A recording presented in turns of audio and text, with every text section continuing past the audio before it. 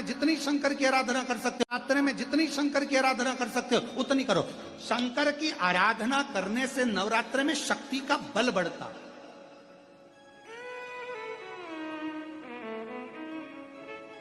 शक्ति का बल। क्यों गुरुजी नवरात्र में शंकर जी की आराधना क्यों करना चाहिए? हमने कहा अगर माता रानी से जो मांगना है तुम्हें, अगर तुमने नवरात्रे में शिव जी की आराधना करिए, शंकर की कथा सुनिए, शंकर की आराधना करिए, शिव स्तुति करिए, शंकर को एक लोटा जल चढ़ाया, मां आद्य शक्ति तुम्हारे पर कृपा करेगी। क्यों? क्योंकि जिस स्थान पर शिवलिंग रखा होता है और जो हस्त कमल है वो मां पार्वती जगत जननी दुर्गा भवानी है। जब हम जल चढ़ाते हैं मां आद्य शक्ति अम्बा जगदम्बा 64 योगिनियों पर वो जल चढ़ जाता है और जगत जननी नवरात्र में प्रसन्न हो जाती है। वो जल की इतनी महत्वता है। आद्य शक्ति को प्रसन्न करना है, नवरात्र में शिव जी को जल चढ़ा।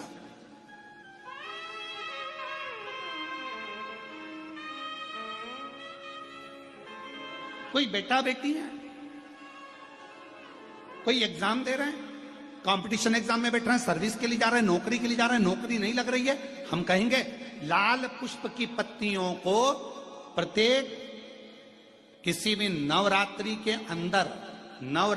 अंतर्गत 9 दिन का तुम नियम बना लो। जैसे कई माताओं का नियम रहता है, मेरा व्रत है, मैं दूध पर 1 गिलास दूध पर व्रत करूंगी, मैं नंगे पैर चलूंगी, मैं ये व्रत करूंगी, मैं वो व्रत करूंगी। मैं बेटा बेटियों से कहूंगा, नवयुवक बच्चों से कहूंगा, अगर आप कंपटीशन एग्जाम में बैठ रहे हो, अपनी पूरी मेहनत करो, पूरा परिश्रम करो, रात दिन एक करो और लगे रहो। और 9 दिन तक नवरात्रि में 9 लाल फूल की 9 पंखड़ियां या 9 कोई भी चावल लाल कलर में कर कुंकू में कर अगर मां जगत जननी के मंदिर में नहीं जा सकते, मां भीड़ रहे तो शिवलिंग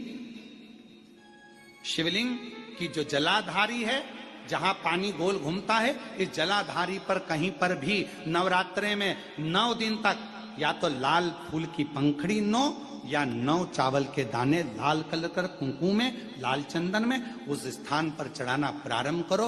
9 दिन के बाद तुम्हें 15 दिन और निकलेंगे, उसके बाद तुम्हें खुद लगेगा कि तुम्हारी जॉब, तुम्हारी नौकरी तुम्हारा बाबा ने लगाया है। शक्ति का बल। परिश्रम जरूर करना, मेहनत जरूर करना, रात दिन पढ़ाई एक साथ करना और अपने परिश्रम को नहीं छोड़ना। मेहनत जरूर करो पर साथ में ये प्रयोग भी करो नवरात्रि का। देखो शिव और शक्ति का बल तुम्हें प्रसन्नता देता है कि नहीं देता? शिव शक्ति का बल हमें प्रसन्नता देता है कि नहीं देता?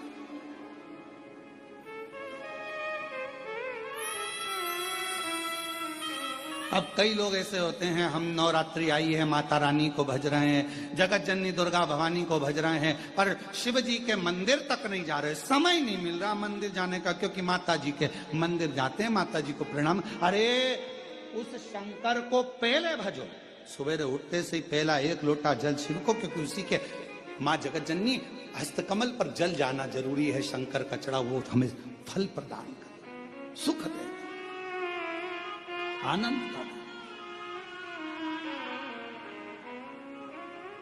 देवी जी का दर्शन करा है तुम लोगों ने? अरे बोलो तो जम के करा है। तलवार है उनके हाथ में, ठीक है। काय पे बैठी हैं? शेर पे। तुम मोटरसाइकिल पे बैठ के इतनी घबरा जाती हो कि कोई तुम्हें घूर के देख ले तो तुम्हारी आंख में आंसू आ जाता है। वो भवानी है, दुर्गा शेर पर बैठी थी। शुंभ और निशुंभ दोनों राक्षसों ने आकर कह दिया था, ए सुंदरी, हम दोनों में से एक से तू शादी कर ले तो बच जाएगी, नहीं तो मर जाएगी। देवी अंदर गई गुफा में, शंकर भगवान से कहा, शुंभ निशुंभ आए हैं दरवाजे पर। तो भगवान शंकर मुस्कुरा कर बोले, तुम मुझसे कहने आई हो, तुम स्त्री हो, एक नारी में आधा शंकर होता है। जब शंकर तुझ में है, शक्ति तुझ में है, शिव तुझ में है, तो तू दुनिया से निपट सकती है। चढ़ जा शेर पर, उठा तलवार, कर संहार। माता पार्वती जी कहती है, मैंने शास्त्र पढ़े हैं मेरे हाथ में, मैं वेद माता भी कहलाती हूं, मैं शास्त्र हाथ में रखती हूं, शस्त्र कैसे उठाऊं?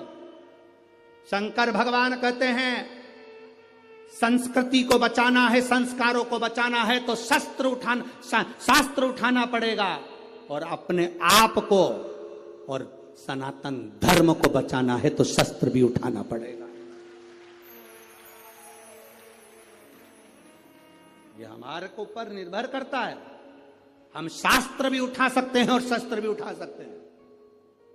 ये मां जगजननी दुर्गा भवानी का दर्शन करने जाओ तो उस माता को प्रणाम कर कर उससे कहकर आना, मां जब शास्त्र की जरूरत हो तब मुझे शास्त्र देना, और जब शस्त्र की जरूरत हो ऐसा बल देना, ऐसा शस्त्र देना कि दुनिया के लोग याद रखें, हम याद रखें।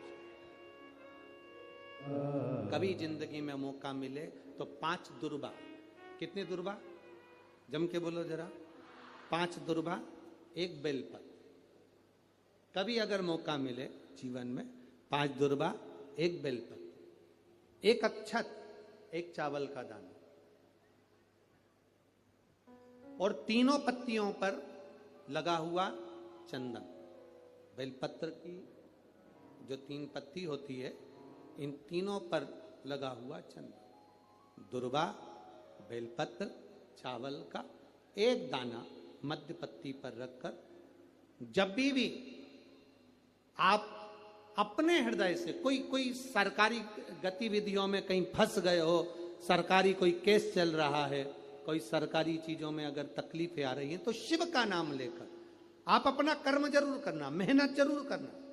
कर्म के साथ में शंकर पर विश्वास रखकर 1 अक्षत का दाना, 1 बेलपत्र, 5 दुर्बा हाथ में लेकर शिव का स्मरण कर कर श्री शिवाय नमस्तुभ्यम कहकर, अगर श्री शिवाय नमस्तुभ्यम भी नहीं कह सकते, पंचाक्षर मंत्र नमः शिवाय, षडाक्षर मंत्र ओम नमः शिवाय, या फिर श्री शिवाय नमस्तुभ्यम बोलकर शिव को जो स्थान आपको बताया है, स्थान देखा है ना, फिर ध्यान देंगे, अशोक सुंदरी से शिवलिंग के बीच की जो खाली जगह देख रहे हो आप लोग, एलईडीओं पर ध्यान देना। एलईडी और अपने अपने मोबाइल पर अगर आप कथा सुन रहे हो, या यहाँ पंडाल में कथा सुन रहे हो, या आस्था चैनल पर सुन रहे हो, तो वहां शिवलिंग, अशोक सुंदरी का स्थान, बीच में जो खाली जगह है, इस खाली जगह पर बेलपत्री और दुर्बा का जो पीछे का भाग है, वो पीछे का भाग अशोक सुंदर की ओर होना चाहिए, अशोक सुंदर की ओर उसका भाग हो जाए, और पत्ती को इस तरह से शिवलिंग और जो खाली जगह है उसके मध्य में रखकर, कोई सरकारी चीज के लिए, कोई प्रशासनिक चीज के लिए, कोई केस के लिए, कोई कानूनी कार्यवाही के लिए, कोई तकलीफ में घिरे हुए हो, तो उस स्थान पर ये बेलपत्र केवल 1 बार चढ़ाकर बाबा से विनती करना, बाबा उसको स्वीकार जरूर करेगा, कार्य सफल जरूर करेगा। 1 बेलपत्र शिव भक्ति के लिए, 1 बेलपत्र की मूल, 1 शिव कथा कर रही है। आप लोगों के घर में रुद्राक्ष है? जरा बोलो, जम के बोलो जरा, है ना सबके पास में? जब रोग आता है तो रुद्राक्ष को तांबे के कलश में गलाकर उसको शिवजी पे जल चढ़ाकर पीते हैं।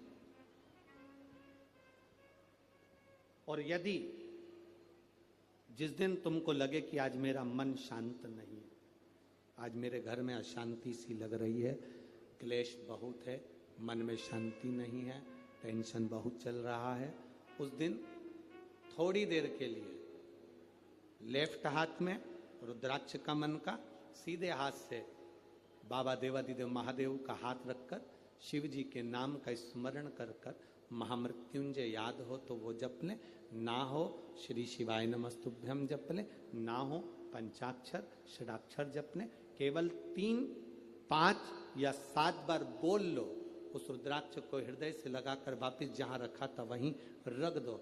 आपको 15 मिनट के अंदर अंतर मालूम पड़ जाएगा कि घर के अंदर शांति हुई कि नहीं हुई। ये प्रैक्टिकल जरूर करना, कहीं सियोर वाला हमारा झूठ तो नहीं बोल रहा, इसलिए प्रैक्टिकल करना जरूरी है। प्रैक्टिकल बहुत जरूरी है। देवी जी की स्थापना होती है, तांबे का, पीतल का, स्टील का, मिट्टी का, कौन सा घड़ा,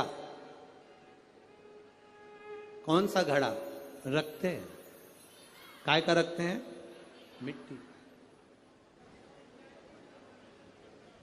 काय का घड़ा रखते हैं? मिट्टी का। कभी कोई तुमसे पूछे कि पूजन में मिट्टी का पात्र, मिट्टी का घड़ा, मिट्टी का हंडा, मिट्टी की मटकी क्यों रखी जाती है, यदि कोई तुमसे पूछे तो तुम्हें उत्तर देना है, ये मिट्टी का हंडा, मिट्टी का मटका, मिट्टी की मटकी कलश में रेणुका माता के नाम से रखी जाती है, जो अखंड सौभाग्यता प्रदान करती है। देवी कोई सी भी हो, तुम्हारी कुल देवी कोई सी भी हो, तुम किसी भी देवी के मंदिर में जाओ, किसी भी देवता के मंदिर में जाओ, कहीं पर भी स्थापना हो, कहीं पर भी विराजित हो, कोई भी हो, पर मिट्टी का जो मटका रखा है, मिट्टी का जो हंडा रखा है, मिट्टी का जो कलश रखा है, मिट्टी का जो भाव रखा गया है, मिट्टी का जो सुंदर कलश रखा गया है, वो जो रखा, वो रेणुका माता के नाम से, वो रेणुका माता के नाम से। महाराज, हमारे यहां नवरात्रे में जवारे बोए जाते हैं। आप लोगों को इधर बोते हैं कि नहीं बोते, मालूम नहीं हमको। बोते हैं इधर, मट्टी के पात्र में जवारे बोए जाते हैं, कुंडी में जवारे बोए जाते हैं, मट्टी में गेहूं डालकर जवारा बोया जाता है। उस जवारे की मूलता क्या कहती है, उस जवारे की महत्वता क्या कहती है, क्यों बोए जाते हैं जवारे, उस जवारे की महत्वता क्या है? नवरात्रे में 9 दिन जवारे क्यों बोते हैं, उसको बोने का कारण क्या है? केवल कोई कहे कि हम ठाकुर जी को भजते हैं, भगवान कृष्ण को भजते हैं, कोई कहे हम तिरुपति बालाजी को, नारायण को भजते हैं, कोई कहता है कि हम हरि विठल को, पांडुरंगा को भजते हैं, हमारे यहाँ हाँ हम इनको भजते हैं तो जवारे नहीं बोते। ना ना, पुष्टि मार्गी है, ठाकुर जी की सेवा करने वाला है, उसके यहाँ भी ये 9 दिन जवारे बोए जाते हैं। रामानुज संप्रदाय से जुड़ा हुआ है, नारायण की पूजन कर रहा है, उसके घर में भी जवारे बोए जाते हैं। पांडुरंगा हरि विठल की उपासना कर रहा है, उसके घर में भी जवारे बोए जाते हैं। जवारे का महत्व हमारे यहाँ शास्त्र कहता है। क्या महत्व है उसका, क्या फल है उसका? महाराज, जब देवी माता ने दुर्गा भवानी को पंचायत में बुलाया गया, शिव पंचायत में मां दुर्गा बैठी हुई है, और शिव पंचायत में जब दुर्गा भवानी बैठी, उपद्रवियों ने उपद्रव मचाया, अहंकारियों ने अहंकार मचाया, असुरों ने, राक्षसों ने हाहाकार मचाना प्रारंभ करा। तब उस समय पर देवाधिदेव महादेव माता पार्वती को देखकर, दुर्गा भवानी को देखकर मुस्कुरा रहे थे। केवल शिव मुस्कुरा रहे हैं, पार्वती को देखकर, दुर्गा भवानी को देखकर, मां जगत जननी को देखकर केवल मुस्कुरा रहे हैं। तब देवता सूर्य नारायण ने भगवान शिव जी को देखकर हाथ जोड़कर प्रार्थना करी। भास्कर देव बोले, सूर्य नारायण बोले, बाबा मेरे मन के संशय को मिटा दीजिए। शिव जी ने पूछा क्या काम है, बोलो क्या चाहते हो? शंकर भगवान से सूर्य देव, भास्कर देव कहते हैं, प्रभु आपके मुस्कुराने का कारण क्या? भारत की भूमि पर जितनी जगह पर भी आप लोग कथा सुन रहे हो, आस्था चैनल पर, फेसबुक, यूट्यूब पर जितने लोग कथा सुन रहे हो, बड़े ध्यान से सुनना कि जवारे क्यों बोए जाते हैं। नवरात्रि में जवारे की महत्वता क्यों होती है, क्यों बोया जाता है, मिट्टी में गेहूं डालकर क्यों उत्पन्न किया जाता है, उसकी महत्वता क्या है? सूर्य नारायण पूछ रहे हैं भगवान देवाधिदेव महादेव से, आप दुर्गा भवानी को देखकर मुस्कुराए, आप हंसे हैं, आपके चेहरे पर प्रसन्नता आई है, कारण क्या? और महाराज देवाधिदेव महादेव ने कहा, यहां भगवान विष्णु, गणेश जी, भास्कर देव, आप सब बैठे हो। असुरों ने आक्रमण कर दिया, असुरों ने आक्रमण करा है और वह असुर आक्रमण कर दिए हैं, तो वो असुर प्रवेश कर रहे हैं, उपद्रव मचाकर हाहाकार कर कर नष्ट करने वाले हैं इस पूरी पृथ्वी को। तो फिर उसको बचाएगा कौन, कैसे बचेगा? शिव जी ने कहा चिंता मत करो। दुर्गा ने अपने केश का स्मरण किया, एक केश को माता पार्वती जी ने अपने हाथों से छुआ, छूते ही एक कुंड में सुंदर जवारे उत्पन्न हुए हैं। जब तक वो जवारे बड़े नहीं हो जाते, जब तक वो जवारे थोड़े प्रबल नहीं हो जाते, तब तक एक भी असुर प्रवेश नहीं कर सकता, हाहाकार नहीं मचा सकता और अंदर आ नहीं सकता। शिव महापुराण की कथा कहती है, जवारे जिसके यहाँ बोए जाते हैं, जवारे का, आप लोग कहते हैं कहीं पर देवी जी बैठी हैं, किसी के यहाँ मिट्टी की मूर्ति आई 21 फीट की, 41 फीट की, 15 फीट की, 10 फीट की, 25 फीट की देवी जी की प्रतिमा स्थापना हुई। लोग कहते हैं हम देवी जी का दर्शन करने जा रहे हैं, दुर्गा जी का दर्शन करने जा रहे हैं। शिव महापुराण की कथा कहती है वो दुर्गा जी का दर्शन नहीं, देवी का दर्शन नहीं। नवरात्रे में जहां जवारे बोए जाते हैं वहां मात्र आप पांव रखते हैं तो अपने घर में से क्लेश दूर हट जाता है, अहंकार दूर हट जाता है, अभिमतता दूर हट जाती है, तकलीफें दूर हट जाती है। जिसके घर में जवारे बोए जाते हैं वहां से अहंकार, काम, लोभ, आसक्ति, वासना, तृष्णा और दुख, तकलीफें दूर हट जाती है। तो जवारे का मूल तत्व आनंद, सुख। महाराज उसको समझने वाला समझ सकता। रेणुका घड़ा बनाकर शिव जी का स्पर्श कर रही है, केवल स्पर्श, मट्टी के पात्र में बला जाता है स्पर्श मात्र, सहज नहीं है। शिव उसकी भक्ति बड़ी प्रबल, क्योंकि उसके मस्तक पर गंगा विराजमान है और वो साधारण कृपा करने वाला नहीं, दुनिया को अमृत देने वाला है। शिव अमृत प्रदान करने वाला। अरे भाई, शिव महापुराण की कथा कहती है जैसे किसी के यहां कोई मर जाता है तो पूरे परिवार में सूतक लग जाती है। बोलो री जी जी सही है कि गलत है? अरे बोलो तो जम के, लगती है ना। परिवार में कोई मर गया, पूरे परिवार को सूतक लग जाती है। जैसे मरने की सूतक पूरे परिवार में लगती है, उसी तरह परिवार का एक व्यक्ति भी अगर शंकर की कथा सुनता है तो पूरे परिवार को पुण्य लग जाता है। पूरे परिवार, एक व्यक्ति भी अगर कथा श्रवण कर रहा है, परिवार का एक कोई मरता है तो पूरे परिवार में सूतक लगती है।